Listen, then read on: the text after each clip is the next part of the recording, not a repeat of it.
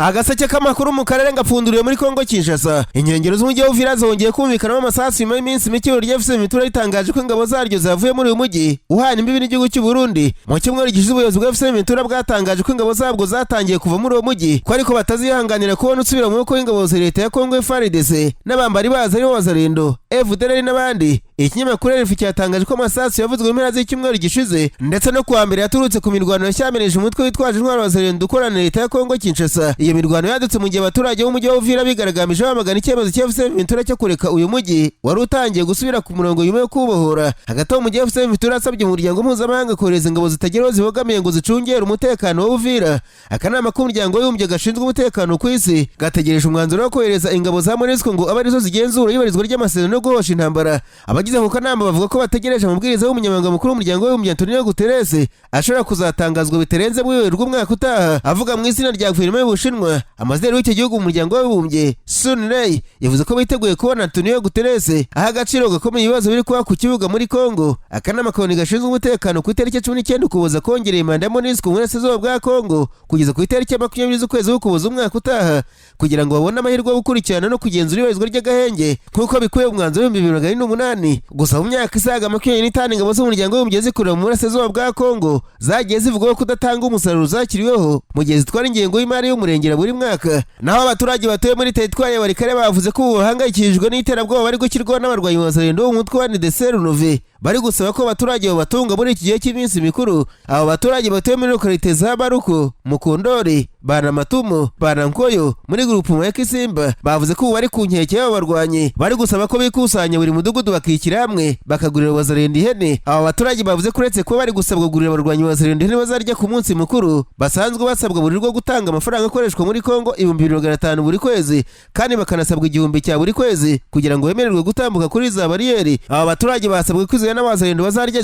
ko zatanzwe tariki 27 z'ukwezi kwa 12 zikaribwa ku bunani. Bamwe mu bategetsi b'inzego zibanze baganira n'ikinyamakuru Zategetse bavuze ko imigirire ibangamiye Rwanda rusanzwe rurya bigoranye bagasanga abo baturage bakeneye gutabarwa kubera ikibazo cy'umutekano muke. Abo baturage mu nzego zibanze barasaba ko abasirikare n'ubutegetsi bwite bwa leta bahaguruka bagatabara abaturage kuko ibibaho birenze ukwemera kwa muntu. Icyo kinyamakuru cyavuze ko uretse abo baturage bari gusaba gutunga Wazalendo mu minsi mikuru n'abaturage basanzwe muri Walikale basanzwe babayeho nabi kuko ibiribwa ku masoko byahenze ku buryo mu minsi mikuru benshi batazagira icyo bashyira ku munwa. Ubu umuceri waguraga 25 by'amafaranga yo muri Kongo wageze kuri 35. Amakuru arava ko ibiribwa byose byahenze yaba inyama, amafi ndetse n'ibindi bungu haguru wifite ariko bitazamutse cyane bagabanyije ingano z'ibyo batangaga kuko nk'amafi yaguraga 1013 ubu aratangira 10 ariko ari 2 ndetse n'ifu y'ubugari yagurishwaga babaza udukombe ubagabanyije udukombe kugira ngo amafaranga atazamuka cyane. No mu bice birimo intambara ariko kurwana hagati ya FCM Mitura n'ingabo za leta biracyakomeje mu bice bitandukanye nk'imakubora ndetse no mu turere byegeranye. Nyuma y'uko Wazalendo itenyeye cyamaze FCM Mitura bivuga ko zitabaje n'imitwe urwanira mu mazi ariko ntiyabasha kubirukana nk'uko amakuru aturuka hari imirwano agera mu kinyamakuru Zategetse bitangaza ngo inyeshyamba zohereje umutwe w'ingabo zirwanira mu mazi mu kiyaga cya Tanganyika kandi zigira uruhare mu mirwano. Nyuma y'igitero cya Wazalendo cyo kuwa mbere bivuga ko inyeshyamba za FCM Mitura zarasiraga mu kiyaga bisatsi bikagwa hafi y'umudugudu wa Swima uhereye mu birometero 8 uvuye imakubora. Birava ko nubwo abasirikare ba Kongo bagiye kongerera ingufu inyeshyamba za Wazalendo baturutse Ikaremi umujyi wa Makorere muri kilometero 35 mu majyaruguru y'umujyi wa Baraka ukomeje kugenzurwa n'urwanyi FCM Mitura. Hagati ariko perezida w'inama njyanama yatogwa akaba n'umuhuza mu bibazo bya Kongo agenwa n'umuryango wa Afurika yunze ubumwe Furenya Simbe yagiranye ibiganiro perezida wa Kongo Kinshasa Felix Antoine Tshisekedi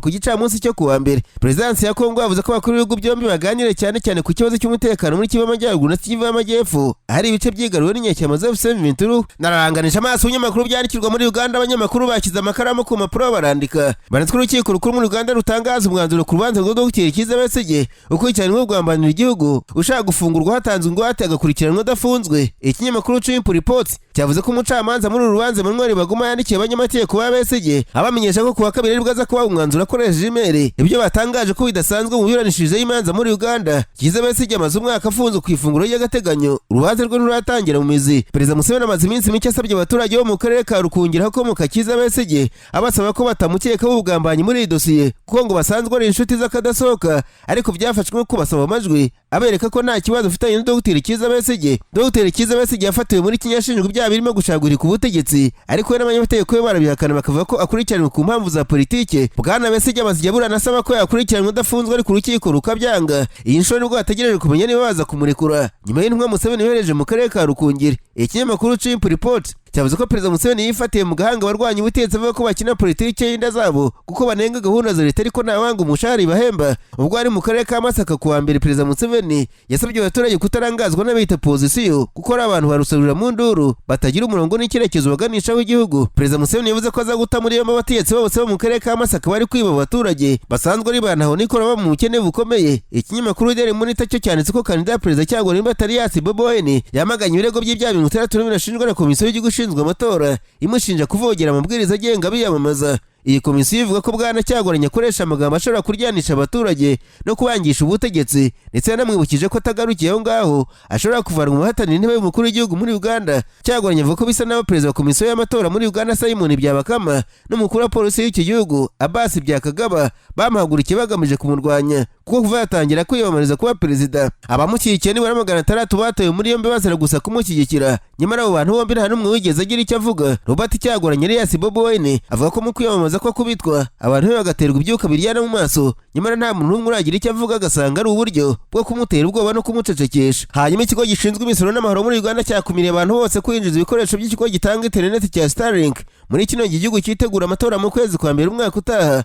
Amatora muri Uganda ari ku itariki 15 ukwezi gutaha kwa mbere. Mu itangazo iki kigo cya Kizanzira rivuga ko babiguze mbere yo kubivana muri gasutamo bagomba kusaba uruhushya umugaba mukuru w'ingabo za Uganda Jean Muzikene Rugaba. Nta rwego ruratangaza impamvu ibikoresho bya internet ikoresha amasatelite bitemerewe kwinjira mu gihugu, ariko urwego rwa leta rushinzwe itumanaho rwavuze ko byakozwe bumva nta kibazo kirimo kuko byose bigamije neza rubanda. Amakuru avuga ko ibikoresho bya internet bifite ububasha burenze muri kino gihe bikoreshwa mu bijyanye n'amakuru y'ubutasi, ariyo mpamvu ushaka kwinjiza ikoranabuhanga rya Starlink asabwa kubanza kuvugana n'inzego z'umutekano ku gihugu. Ukurikije imbaraga z'iki kigo mu gutanga internet yihuta cyane ku isi, amakuru avuga ko Uganda nk'igihugu gikunze kuvana internet mu gihe cy'amatora kuzana Starlink itagenzurwa na leta. Kampala yavana internet ariko mu gihugu ikaba ikiriho, akaba ariyo mpamvu bashaka ko baretse kwinjiza mbere y'amatora yo mu kwezi kwa mbere k'umwaka utaha. Umwe mu bategetsi muri leta y'Uganda yarutse gucikwa atangaza ko mu gihe cy'amatora leta y'Uganda nabwo izakuraho internet nk'uko byagenze ubushize, akaba ariyo mpamvu udashaka kwibarusha imbaraga izaba iri mu gihugu abantu bakamenya ibyo leta idashaka ko bamenya. Hagati aho ishyaka NUP ryacyaguranye ryasabye polisi y'Uganda n'igisirikare cy'igihugu kuza gufatanya mu kwiyamamaza mu gace ka Entebbe bakareka abantu bakaza kumvirwamo n'imigambi hatabayeho gushyamirana hagati y'impande zombi. Ntibizwi niba iri shyaka ribuze kwemererwa gukorera mitingi muri Entebbe, gusa bamwe mu banyapolitiki mu yandi mashyaka ashaka intebe ya perezida bavuze ko ishyaka NRM muri ku butegetsi ritagikorera abaturage, risigaye rikora nk'abantu bashaka kuvanamo ayabo bakigendera. Hanyuma ariko ubutegetsi bwa Perezida Donald Trump bwatangiye guhamagaza abadiplomate basanzwe ari ambasaderi n'abandi bafite imyanya ikomeye muri za ambasade mu bihugu 30 hirya no hino ku isi birimo Uganda, u Rwanda n'u Burundi, mu gihe bwatangiye guhindura imiterere ya diplomasi ya Leta Zunze Ubumwe za Amerika mu mahanga. Ni muri gahunda ubutegetsi bw'isi America First yahise yahamagajwe abadiplomate bagera kuri 30. Ibiro n'amakuru by'abanyamerika The Associated Press byatangaje ko mu cyumweru gishize ba ambasaderi ba Amerika mu bihugu 29 bamenyesheje ko manda zabo zarangira muri Mutarama umwaka utaha, nk'uko byatangajwe n'abakozi bari Minisiteri y'Ububanyi n'Amahanga y'icyo gihugu batifuje ko amazina yabo batangazwa. N'abadiplomate bari barahawe inshingano mu gihe cy'ubutegetsi bwa Joe Biden, ariko bakaba bari bararokotse isukura ryabaye mu mezi ya mbere ya manda ya kabiri ya Perezida Trump. Ku wa gatatu w'icyumweru gishize abadiplomate nibwo batangiye kwakira ubutumwa buturutse i Washington bamenyesha ko bagomba kuva ku mirimo. Afurika niwo mugabane wagizweho ingaruka kurusha iyindi, aho ambasaderi b'ibihugu 15 aribo bakuweho, barimo waruhagarariye Leta Zunze Ubumwe za Amerika muri Algeria, Uburundi, Cameroon, Cape Verde, Misiri, Gabon, Cote d'Ivoire, Madagascar, ibirwa bya Maurice, Niger, Nigeria, u Rwanda, Senegal, Somalia na Uganda. Muri Aziya havanwe ku mirimo ambasaderi ba Amerika muri Fiji, Laos, ibirwa bya Marshall, Papua New Guinea, Philippines na Vietnam. Ibirayi ibihugu bine byagizweho ingaruka na Armenia, Macedonia, Montenegro na Slovakia. Mu gihe muri Aziya y'Amajyepfo niyo hagati ingaruka zagize kuri Nepal na Sri Lanka, no mu gice cy'uburengerazuba bw'isi ingaruka zigera kuri Guatemala na Suriname. Associated Press yavuze ko ambasaderi bahamagajwe biteganyije ko batazatakaza imirimo bari bafite mu mahanga, ko ubwo nyuma yo kugera Washington telefoni bazahabwa izindi nshingano mu gihe baba babyemeye. Nasimbukiye muri Tanzania abanyamakuru bicaye imbere ya mudasobwa barandika baritswe umuryango witwa Baraka Caca mwita batakambi ubutegetsi bwa Tanzania usaba ko uyu muntu watawe muri yombi mu myigaragambyo mu kwezi kwa 10 arekurwa kuko yavunaguye amaguru yose atabasha kugenda. Uyu muturage ngo yazanwe kuburana azahetswe mu mugongo n'abanyururu bagenzi be ko atabasha kugendesha amaguru ndetse n'imego ebyiri bamuhaye ntabasha kuzigenderaho. Ubwo yazaga kuburanishwa kwa mbere muri kiko bamubonye bose ahetswe mu mugongo kuko yavunaguye amaguru. Bavugira induru babona umuntu wari ufite amaguru ari kugendera mu byuma kuko ndabashinzwe umutekano bayavunaguye. Aho umuryango we bavuganye n'ikinyamakuru The Chanzo bavuze ko bibabaje kubona umuntu wabo warahetswe mu mugongo nk'umwana azira gukubitwa n'umutegetsi bwakabaye bumurinda. Uyu mugabo mbere ngo yashinjwaga ubugambanyi ku gihugu kandi urubanza rwabona ko rutazatangira kuko ruhora rwimurwa, ariko ikibabaje nuko ngo atakigira amaguru agendesha kandi yaragiye mu myigaragambyo yigenza. Umwe wagenza cyavuga ko uyu mugabo ari kumwe n'abandi bantu batatu bashinjwaga mbere kugambanira igihugu, ariko ibyaha babihinduye bakabigira kwangiza ko batwitse ibiro by'ishyaka CCM. Uyu mugenza cyavuga ko Baraka Caca mwita urukiko rwanzuye ko agomba kuvurwa neza ko byagaragaye ko yafungiwe atavuzwa uko bikwiye, ariko kuba yaravunaguritse bidakora ko agomba kubazwa kuko yagiye mu bikorwa byo kwangiza atwika ibiro by'ishyaka CCM iri ku butegetsi. Uyu mugabo umuryango bavuga ko ubutunzwe no gusabiriza ko basanzwe ari abantu bakennye babeshweho nuko yari yagiye guca inshuro. Agaseke k'amakuru mu karere gapfunikire muri Kenya abanyamakuru bakoze ba muri no barandika barazwa batiyetse muri Kenya bemere bibise ko umuntu umwe yapfuye kubera umvundo bere mu kibuga cya New Stadium ya Nairobi mu gitaramo cyari kirimo umuhanzi w'icyamamare mu njyana Afrobeats wo muri Nigeria bita Agaseke. Umuvugizi wa polisi ya Kenya Michael Muciri yabwiwe ko byabaye kuwa gatandatu kandi ko nyuma y'ibintu byaje gukirwa ku murongo igitaramo kigakomeza uko byari biteganijwe. Ati nubwo ibintu byaje gutuza abafana bakabasha kwinjira mu kibuga igitaramo kigakomeza neza, habayeho ibyago byo gupfa k'umukobwa w'imyaka 20 wakandagiriwe hafi y'aho binjirira. Polisi naratangaza uwo bakomeretse. Ati icyo twabonye ni umuntu umwe gusa wapfuye. Nyina w'uyu mukobwa wapfuye yavuze ko umuryango we usaba ubutabera abinyuje mu butumwa yatangaje ku mbuga nkoranyambaga akamenyesha abateguye igitaramo agira ati byagendekeye gute umwana wanjye kuki ari we ndashaka ubutabera ku mwana wanjye. Ayo ni amagambo ya nyina. Umuryango n'inshuti z'uwo mukobwa wapfuye basabye ko habaho iperereza ryimbitse bakabona ubutabera. Mu itangazo yasohoye kuwa mbere uyu muririmbyi Agaseke yaragize ati ndababaye cyane kubera ibyo byago byabaye. Ati umutima wanjye uri kumwe n'umuryango inshuti n'abakunzi ba Karen Rojore, anongeraho ko azafasha mu bikorwa byo gusobanukirwa ibyabaye ababigizemo uruhare bagomba kubiryozwa. Umuvugizi wa polisi ya Kenya Michael Muciri yabwiye bisi ko iperereza rikomeje. Igitaramo cya Agaseke na Gabi's Live in Nairobi cyateguwe na Tukutani Entertainment. Abategura igitaramo bavuze ko bikorana n'inzego za leta kugira ngo basobanukirwe ibyabaye. Amakuru yo ku mbuga nkoranyambaga yumvikanisha ko hari imirongo miremire y'abantu bategereje kwinjira haberaga igitaramo